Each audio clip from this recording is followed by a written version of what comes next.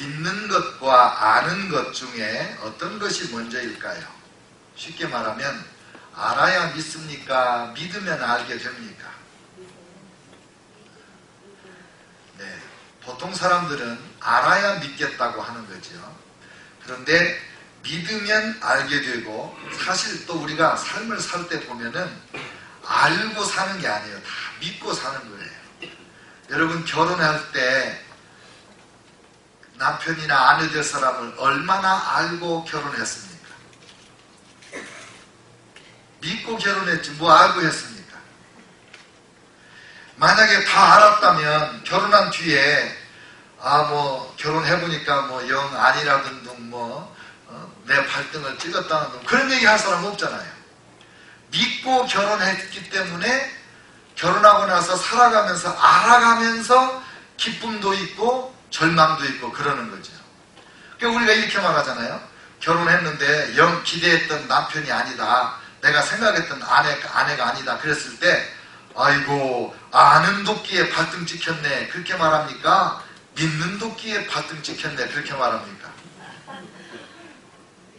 믿는 도끼. 그거 봐요. 여러분 다 믿고 결혼한 거예요.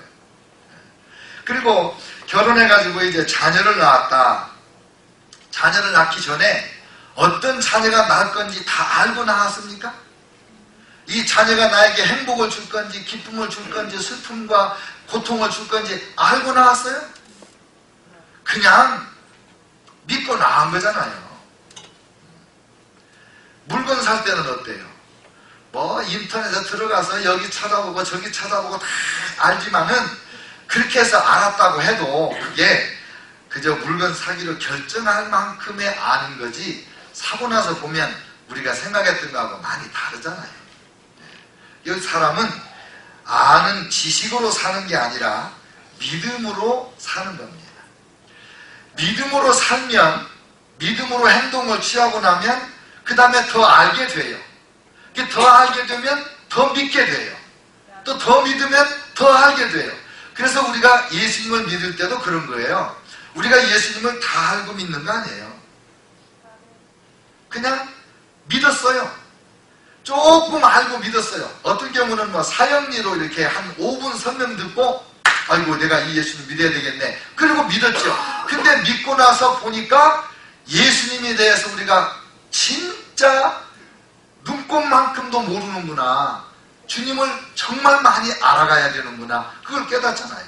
그래서 신앙생활 하면서 아이고 내가 이걸 미리 알았더라면 믿었을까? 뭐 이런 생각도 하게 되고 그러지 않습니까? 그래서 호세아 선지자가 뭐라고 말했냐면 여호와를 알자. 힘써 여호와를 알자. 그랬어요. 누구에게 한 얘기예요? 믿는 자기 백성들에게 한 얘기예요. 그러니까 우리 보고 하는 얘기예요. 여러분이 예수님 믿지요? 하나님을 믿지요? 힘써서 하나님을 알아가시기를 바랍니다. 그거예요. 왜냐하면 믿음으로 하나님을 섬기면서 보니까 하나님이 우리가 모르는 부분이 너무나 많고 모르는 부분이 너무 많아서 하나님의 사랑도 하나님의 은혜와 능력도 하나님이 우리에게 베푸시려고 준비한 그 엄청난 복도 잘 모르고 잘 못 누리는 거거든요. 그래서 하나님을 믿고 그 다음부터 섬기면서 알아가고 하나님을 조금 더 하면 더 믿게 되고 조금 더 하면 더 믿게 되고 더 믿으면 더 알게 되고 그렇게 되는 거예요. 그래서 우리가 하나님을 끊임없이 알아가야 되는데 특별히 하나님을 잘 알으려면 성령 하나님을 알아야 됩니다. 왜냐하면 우리가 성경을 통해서 하나님을 배우잖아요. 근데 이 성경의 저자가 성령님이시고 이 성경을 읽어도 깨닫지 못하는데 이 성경을 읽을 때 확확 깨달아지게 하고 신비한 그 오묘한 진리가 내 가슴을 꽝꽝 치게 하는 눈이 번쩍번쩍 뜨이는 이런 역사를 누가 일으켜 주시냐면 성령 하나님이 하시는 거예요. 그래서 성령님을 의지하지 않고 성령님을 잘 모르면 성경도 모르고 하나님 아버지도 모르고 성자 예수님도 잘 모르는 거예요. 성령 하나님을 모르면 하나님, 성부 하나님, 성자 하나님을 모르니까 닮지도 못해요. 그래서 우리가 성령 하나님을 알아가는 일이 가장 중요하고 이 성령 하나님을 알아가는 열심을 내다 보면 성경도 하나님도 예수님도 더 깊이 알아지게 돼요. 그리고 알면 할수록 하나님을 더 사랑할 수밖에 없고 하나님을 더 귀하게 여길 수밖에 없고 그 하나님을 위해서 내 목숨이 1000개, 10,000개라도 다 바쳐 아깝지 않고 늘 드려도 늘 아쉬운 마음 더 드리고 싶고 늘 찬송을 해도 더 찬송하고 싶고 예배 실컷 드리고 나서도 왜 이렇게 예배가 빨리 끝났나. 저는요 옛날에 섬기던 교회, 우리 결혼할 때 다니던 교회 그 목사님 설교가 20분이에요. 수요 예배는 12분에서 15분 설교하세요. 근데 나는 그때 우리 권사님 얘기하는 걸 듣고 깜짝 놀랐어요.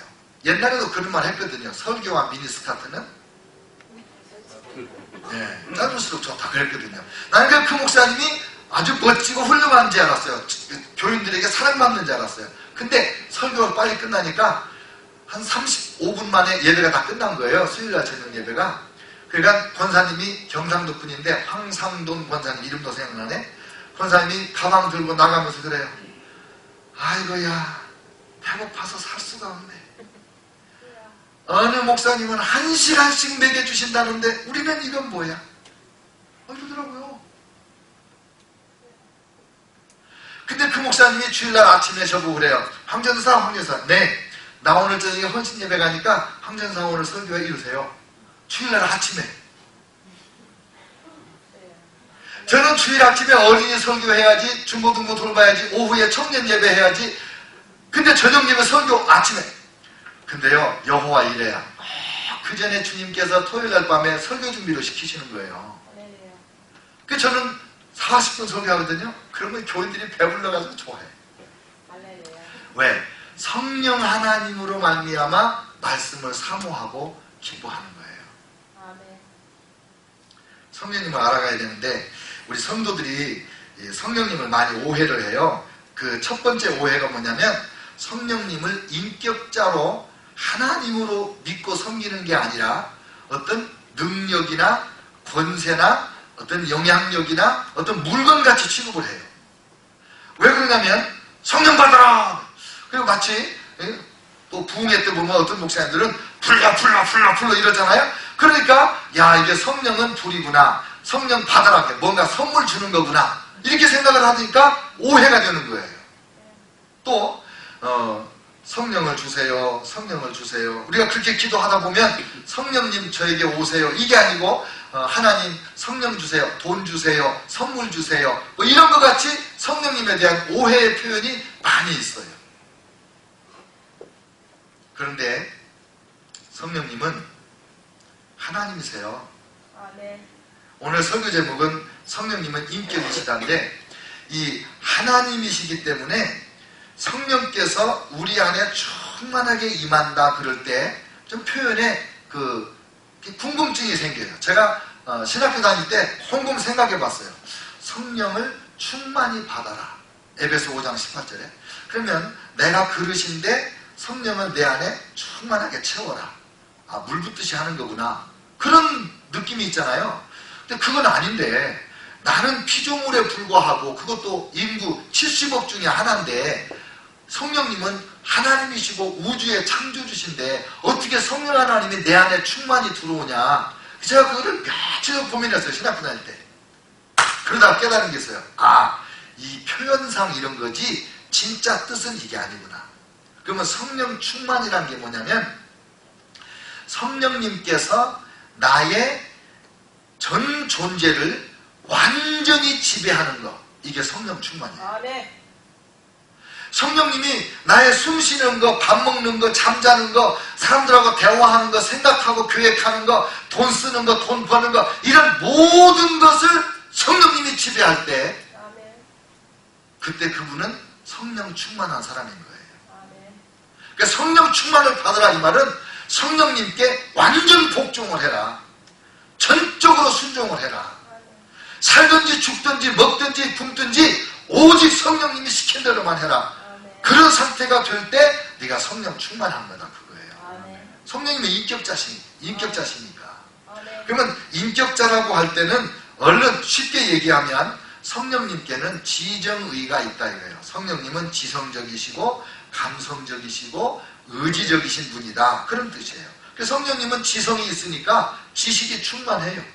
우리 성령님은 우주 만물 가운데 모르시는 게 없고, 저와 여러분이 무슨 생각을 하는지, 무슨 말을 했는지, 어디 가서 뭐 했는지 하나님은, 성령님은 다 아세요.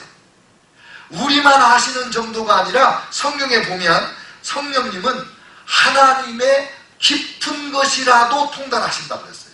그러니까 하나님의 깊은 것이란 말은 하나님의 본질과 속성과 의향과 하나님의 능력과 권세와 하나님의 모든 것을 말하는 표현이에요. 그러니까 성령님은 하나님에 대해서도 다 아시고 저와 여러분에 대해서도 다 아시는 하나님이에요. 그래서 가끔 신음에도 응답하시며 그런 노래 있잖아요. 근데 그게 왜 그러냐면 하나님이 나를 다 알고 계시니까 한숨을 푹 쉬면 하나님께서, 성령님께서 너 이것 때문에 한숨 쉬지 아신다 이 말이에요. 아멘. 깜짝 놀래가지고 너 왜 그래? 얘기해봐, 내가 도와줄게. 성령님은 그렇게 당황하시는 분이 아니라니까요. 다 아세요. 지식이 충만하신 분이세요. 그 다음에 성령님은 감성이 충만한데, 이 감성이라는 거는 감정이잖아요. 희노애락이 있으시다 그 말이에요. 성령님이 기뻐하시고, 성령님이 슬퍼하시고, 성령님이 근심하시고, 성령님이 기뻐 춤추시고. 요즘에 미국에서 성령 충만한 교회들 가보면요, 예배당 한쪽은 완전히 춤추는 무대로 만들어 놨어요. 그래가지고 성도들이 예배 시간에, 찬양 시간에 여기 나와서 춤을 춰요. 아름답게 춤을 추고, 또 깃발을 들고 나와가지고 춤을 추고. 우리 풀러 신학교에 그 베시 글렌딜이라는 여자 교수님이 계신데, 저는 그분이 굉장히 젠틀하고 선교사 출신이고 정말 훌륭한 분이세요. 근데 그분이 예배 드릴 때는 깃발 들고 춤추는 대장이래요. 자기네 교회에서. 60이 넘었어요. 그러니까 이 성령에 취해서 기뻐하고 즐거워하고 감격하여 눈물을 쏟고 그러는 거예요. 성령 하나님에게는 감성이 있어요. 그래서 성령의 열매 중에 사랑과 희락이 있죠. 기쁨의 영이라 이 말이에요. 성령께서. 그 다음에 성령께는 의지가 있습니다. 의지. 그래서 저와 여러분을 인도하실 때 내가 원하는 대로 성령님을 끌려다니는 분이 아니에요. 저하고 여러분하고 이렇게 대화하듯이 성령님하고 우리하고 대화를 해가지고 결정을 하면, 네 알았습니다. 그럼 성령님 저를 이끌어주세요. 제가 따라갑니다. 오케이. 그럼 성령님께서 한 걸음 한 걸음 우리를 이끌어 주시는 거예요. 아멘. 아버지의 뜻대로 우리를 인도해 주시는 거예요. 아멘. 그러니까 성령님을 대할 때 무슨 압득을 하고 불 받는다 이런 거 정도로 생각하면 안 돼요. 그거는 성령님이 우리 가운데 역사하실 때에 나타나는 현상들 중에 하나인 거예요. 자동차가 쌩 달리면 바람이 휙 불잖아요. 큰 차가 지나가면 내 작은 차가 휘청하잖아요. 근데 그게 휘청하는 게 자동차가 아니고 그 차가 지나갈 때 바람, 그게 성령 임할 때 불도 받고 그래가지고 뜨겁기도 하고 슬프기도 하고 울기도 하고 그러는 현상에 불과한 거예요. 그거는 성령님이 아니에요. 그러면 성령님은 인격이시기 때문에 우리가 이제 그러면 성령님을 어떻게 대하느냐, 성령님께 대한 우리의 태도가 어떠냐, 이것이 성령님을 기쁘시게 할 수도 있고 성령님을 근심하게도 할 수 있어요. 인격이시니까.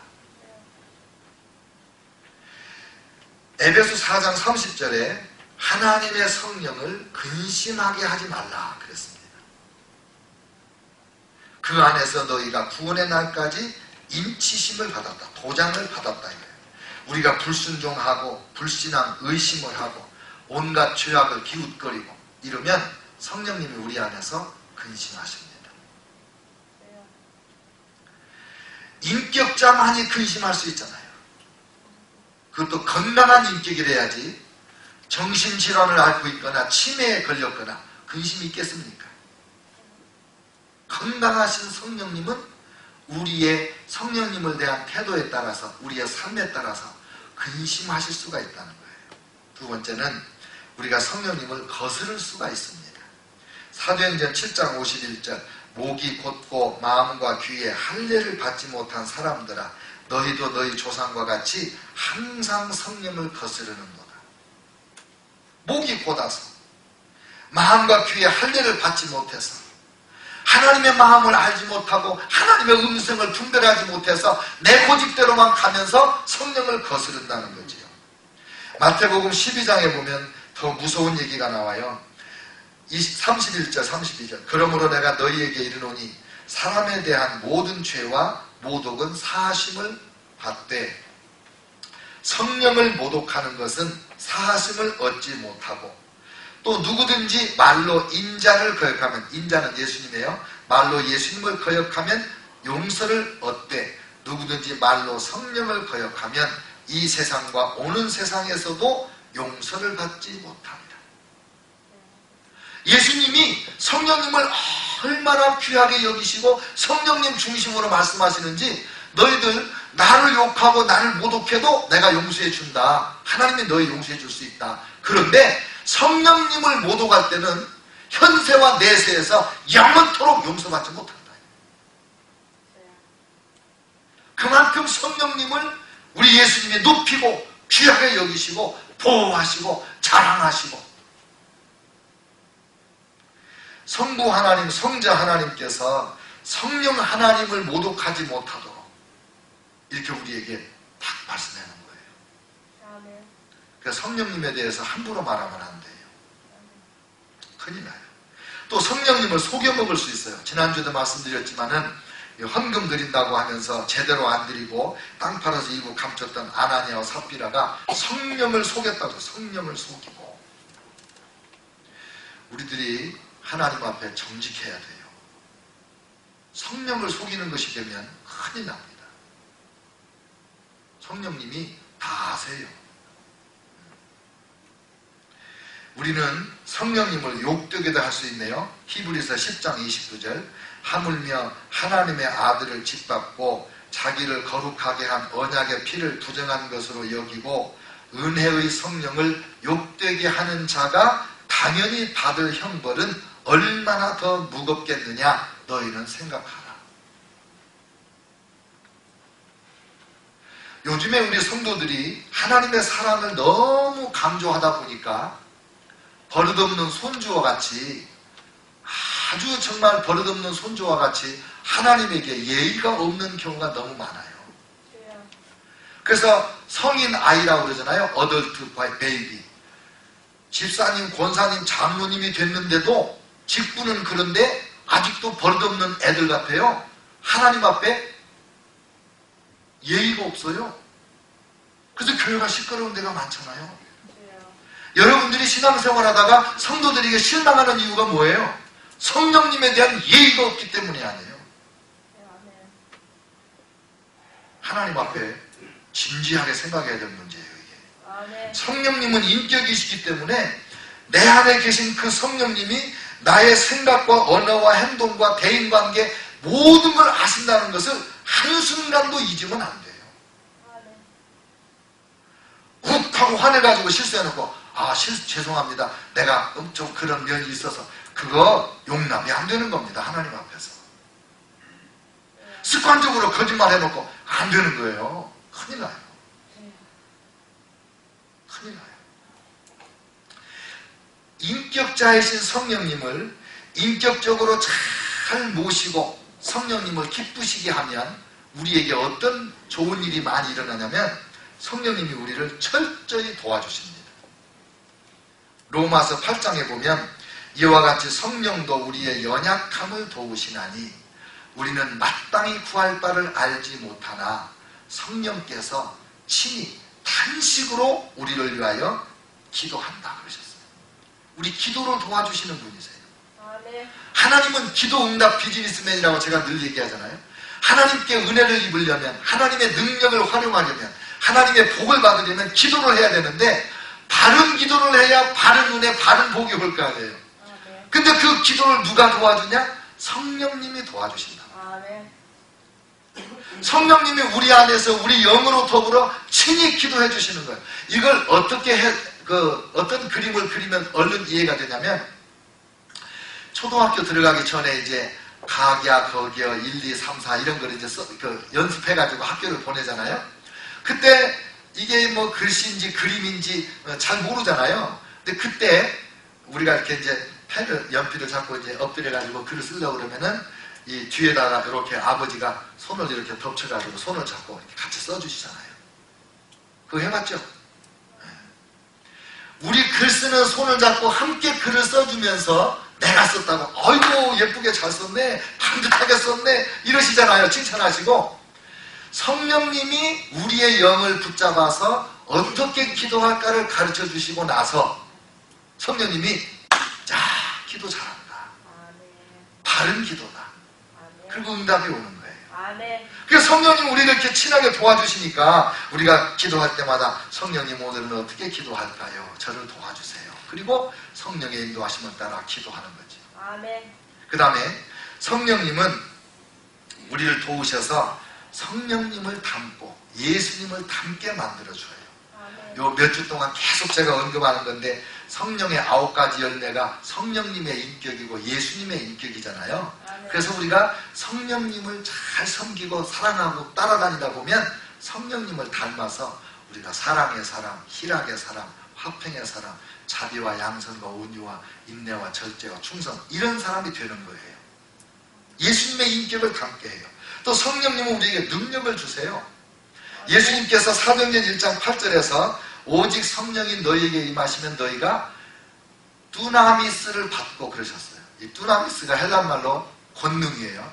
이 두나미스에서 나온 영어 단어가 뭐냐면 다이너마이트예요. 이 다이너마이트 같은 폭발적인 능력을 성령님이 우리에게 주신다는 거예요. 우리 삶에 옴짝달싹 못하고 확 끼어가지고 절망하고 좌절하고 두려워하고 있을 때가 있는데 이때는 뭐가 필요해요? 다이너마이트가 필요하지. 나를 덮고 있는 문제를 빵 터뜨려가지고 산산분해해버릴 수 있는, 그래서 길이 빵 열리는 그 다이너마이트가 어디서 와요? 성령님이 오시면 그 권능이 와요.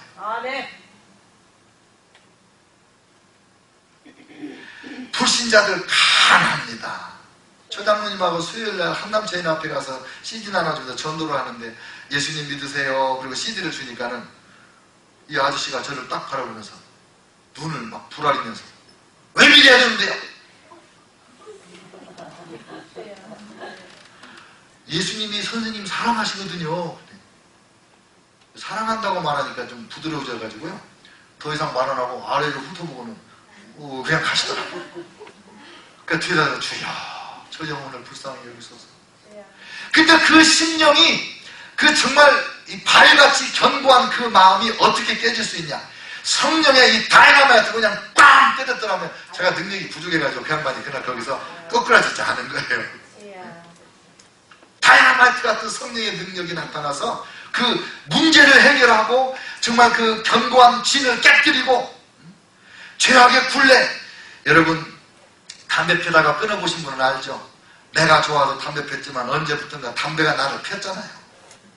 내가 좋아서 술 마셨는데 언제부턴가 술이 나를 마셨잖아. 근데 그걸 내가 못 끊었잖아요. 우리가 그렇게 약해. 근데 성령을 받으면 그 다이너마이트가 술이 꼴도 보기 싫고 담배 냄새가 역겹고 그냥 순간에 끊어지는 간증이 우리 처장로님부터 간증이 여기 많잖아요. 그게 권능이에요. 그게. 성령님이 우리를 도우시는데 매우 현실적으로 매우 프랙티컬하게 도와주시는 거예요. 성령의 능력으로. 그 다음에 성령께서 우리에게 능력을 주셔서 제가 늘 좋아하는 말, 자주 반복하는 말이에요. 여러분 귀에게 딱지가 박혀야 되는데 아직 박혔나 안 박혔나 모르겠어요. 성령이 우리에게 능력을 주시면 용서할 수 없는 사람을 용서할 수 있어요. 사랑할 수 없는 사람을 사랑할 수 있어요. 꼴도 보기 싫은 사람을 불쌍히 여겨서 가서 도와줄 수 있게 돼요. 얼마 전에 간증을 읽었는데 막 가슴이 아프더라고요. 못된 아버지가 딸을 성폭행을 오래오래 했어요. 근데 그 딸이 나중에 예수님을 믿고 새 사람이 됐어요. 어머니 먼저 돌아가시고 아버지가 암인가 뭐 하여간 죽을 병에 걸려가지고 참 장기간 투병을 하는데 아무도 돌봐줄 사람이 없어요. 이 딸이 그 아버지 그냥 죽게 내버려둬도 욕할 사람 아무도 없어요. 그런데 이 딸이 하나님 앞에 나아가서 막 몸부림치며 기도를 하는 거예요. 하나님, 이 아버지를 어떻게 해요? 이 아버지를 어떻게 해요? 무섭잖아요. 근데 성령께서 그 마음에 깊은 감동을 주고, 그리고 많은 눈물 가운데 아버지를 다 용서하고, 그리고 돌아가시는 순간까지 아버지 곁에서 매일 목욕시켜드리고, 정말 눈물겨운 간호를 하고, 그리고 돌아가시기 며칠 전에는 그 아버지를 붙들게 하고, 아버지 사랑해요, 아버지 사랑해요. 그리고 그 아버지를 보냈어요. 이거 사람의 힘으로 할 수 있는 거 아닙니다. 오직 성령의 능력으로 도움받을 때 그 사람 할 수 있는 거예요. 오늘 본문을 보세요. 이사야서 11장 1절부터 이새의 줄기에서 한 싹이 나며 그 뿌리에서 한 가지가 나서 결실할 것이요. 이새의 줄기에서 싹이 나고 결실한 게 누구예요? 예수 그리스도 메시아예요. 이새의 아들 다윗의 자손 예수 그리스도. 근데 그 예수님이 3절에 보니까 그 예수님은 여호와를 경외함으로 즐거움을 삼을 것이고, 그의 눈에 보이는 대로 심판하지 아니하고, 그의 귀에 들리는 대로 판단하지도 아니하고, 공의로 가난한 자를 심판하며 정직으로 세상에 겸손한 자를 판단하십니다. 그의 입에 막대기 말씀으로 세상을 치며 그 입술의 기운 말의 권능으로 악인을 죽일 것이며, 공의로 그의 허리띠를 삼고 성실로 그의 몸에 띠를 삼을 것이다. 이 이새의 줄기에서 나온 예수 그리스도가 어떻게 이렇게 여호와를 경외함으로 즐거움이 되고 이렇게 공의의 심판자가 될 수 있었는가? 그 비밀이 2절이에요. 2절. 그의 위에 하나님의 영, 곧 지혜와 총명의 영이요 모략과 재능의 영이요 지식과 여호와를 경외하는 영이 감림하시리니. 그 예수님에게 여호와를 경외하는 영, 성령이 임하니까 여호와를 경외하는 것이 즐거움이 되는 거예요. 여러분이 성령을 받으면 예배가 즐겁고 찬양이 즐겁고 성도를 보는 게 기쁘고 즐거워요. 왜? 성령 하나님께서 곧 하나님 예배하기를 기뻐하고 경외하기를 즐거워하는 영이니까 그런 거예요. 아멘. 여러분, 성령 하나님이 우리에게 임하시니까 성령님의 지혜와 총명이 우리에게 나타나기 시작하는 거예요. 모략과 재능이 우리에게서 나타나기 시작해요. 왜? 성령님이 우리 가운데 계시니까. 그 성령님이 우리 통해서 자기의 모략과 재능을 나타내고 지식과 여호와를 경외하는 역사를 일으켜 주시거든요. 아멘. 그 인격자이신 성령님을 인격적으로 대하고 인격적으로 모시고 인격적으로 순종하고, 그렇게 하면 이 모든 복이 우리에게 임하는 거예요. 아멘. 이렇게 돼야 바른 신앙생활을 하는 거거든요. 아멘. 이사야 61장에 보면 이런 말씀이 나와요. 61장. 주 여호와의 영이 내게 내리셨으니 이는 여호와께서 내게 기름을 부으사 가난한 자에게 아름다운 소식을 전하게 하려 하심이니라. 나를 보내사 마음이 상한 자를 고치며 포로된 자에게 자유를, 갇힌 자에게 노임을 선포하며 여호와의 은혜의 해와 우리 하나님의 보복의 날을 선포하여 모든 슬픈 자를 위로하되 무릇 시온에서 슬퍼하는 자에게 화관, 꽃 면류관을 주어 그 죄를 대신하며 기쁨의 기름으로 그 슬픔을 대신하며 찬송의 옷으로 그 근심을 대신하시고 그들이 의의 나무 곧 여호와께서 심으신 그 영광을 나타낼 자라 일컬음을 받게 하려 하십니다. 예수님에 대한 예언의 말씀인데, 예수님이 어떤 분이 되냐면 가난한 자에게 아름다운 소식을 전해서 구원받게 해요. 마음이 상한 자를 고쳐줘요. 포로된 자는 해방시켜줘요. 갇힌 자들을 풀어놔요. 그리고 슬픈 사람들의 슬픔을 제거하여 기쁨의 꽃면류관으로 축복해주는 거예요. 어떻게 우리 예수님이 이런 일을 할 수 있는가? 1절에 주 여호와의 영이 내게 내리셨으니, 이거예요. 예수님에게 하나님의 영이 임하시니까 인격자이신 하나님, 인격자이신 성령님, 가난한 자를 불쌍히 여기시고 포로된 자, 갇힌 자, 이런 병든 자, 슬픈 자들을 불쌍히 여기시는 성령이 임하시니까 그 성령님의 인도하심을 따라서 복음을 전하고 가난한 자를 구원하고 갇힌 자를 놓아주고 포로된 자를 해방시켜주고 이런 역사를 행하시는 거예요. 여러분, 사람은 참 신기한 존재입니다.